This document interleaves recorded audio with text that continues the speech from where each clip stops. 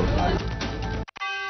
बातमी सोलापूरमधून आहे। सोलापूर शहराला रात्रभर मुसळधार पावसाने झोडपले। शहरातल्या अनेक भागांमध्ये विजांच्या प्रचंड कडकडाटासह रात्रभर तुफान पाऊस झाला।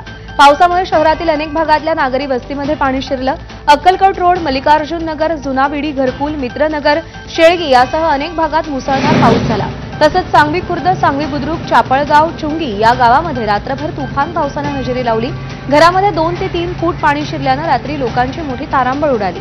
दरम्यान सोलापूर अक्कलकोट महामार्गावरील पंजवानी मार्केट समोर महामार्गावर पाणी साचलंय, त्यामुळे सर्व्हिस रोडनं प्रवास करणाऱ्या लोकांना अडचणींना सामोरं जावं लागतंय। दरम्यान जुलै-ऑगस्ट महिन्यामध्ये झालेल्या पावसामुळे जिल्ह्यातील ओढे नाले तुडुंब भरले होते।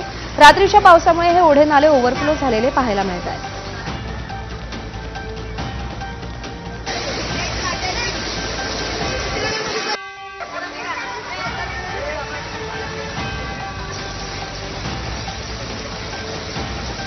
आफ्ताब शेख आपले प्रतिनिधी सध्या आपल्यासोबत आहेत। आफ्ताब, मुसळधार पावसामुळे काय परिस्थिती आहे सध्या तिथे? किती नुकसान झाले आणि प्रशासन काही मदत करतंय का?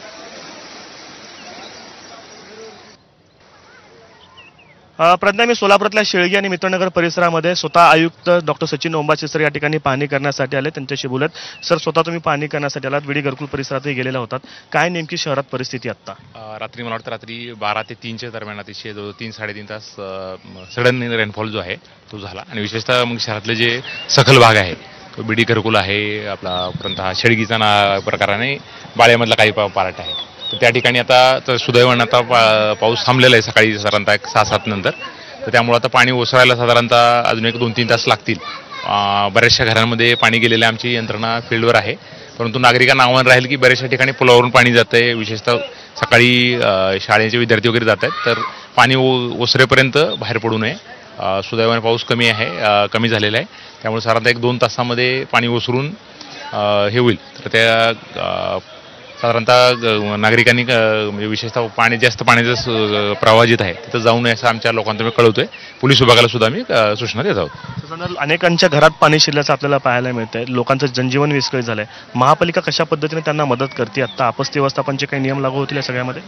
याच्यामध्ये जे आपण पंचनामा किंवा काय करणार ना, तर माननीय जिल्हाधिकारी साहेबांशी पण बोललोय मी याच्यामध्ये, तर त्यांच्या मार्फत आपण पंचनामे करून समजा ज्यांच्या घरामध्ये वगैरे पाणी घुसलं असेल आणि त्यांना जर काही आर्थिक लाभ वगैरे देत असेल तर ते आपण पाहूया। परंतु सध्या आमची प्रायोरिटी आहे ती सध्या जिथं नाल्यामध्ये काही समजा हे असेल, जेव्हा प्रवाह कुठं अडकला असेल तर सध्या पहिले 2-3 तास आमचा प्रवाह मोकळा करून पाण्याला व्हायला वाट करून देणे, यात आमची प्रायोरिटी सध्या ती आहे। साधारणतः हवामान खात्याने जी आत्ता माहिती दिली त्यानुसार रात्रीमध्ये काल 24 तासामध्ये 118 मिलीमीटर इतका पाऊस हवामान खाते सांगते, म्हणजे अतिवृष्टी सदृश हा सगळा पाऊस दिसतोय। येस, अतिवृष्टी आहेच आपलं, म्हणजे 65 मिलीमीटरचं आपलं सरकारी डेफिनेशन 24 तासात आहे आणि साधारणतः हे 3 तासात म्हणता येते ऑलमोस्ट जो 3 तासामध्ये जो तुम्हाला 118 मिलीमीटरचा जो पाऊस आहे तो झालेला आहे, त्यामुळे ते सडनली आणि विशेषतः सखल भागामध्ये त्यामुळे नागरिकांच्या घरात पाणी गेलेलं आहे आणि फक्त 3 तासामध्ये एवढी झाल्यामुळे त्यांना पाणी ड्रेन व्हायला संधी मिळाली नाही। अतिवृष्टी म्हणता येऊ शकेल आपल्याला, कारण माझ्याकडे रेकॉर्ड नाहीये, तर तुम्ही जे म्हणता ती माहिती खरी असेल तर ते आपला 65 मिलीमीटरचा नॉर्म असतो 24 तासाचा,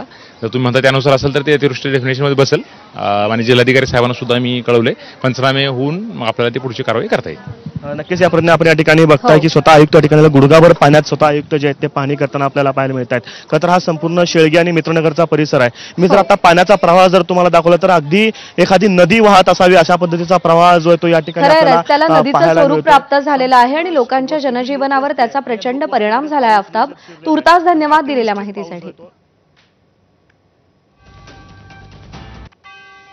नंदुरबार जिल्ह्यात आठवड्याभरात झालेल्या मुसळधार पावसानंतर अनेक लघु आणि मध्यम प्रकल्प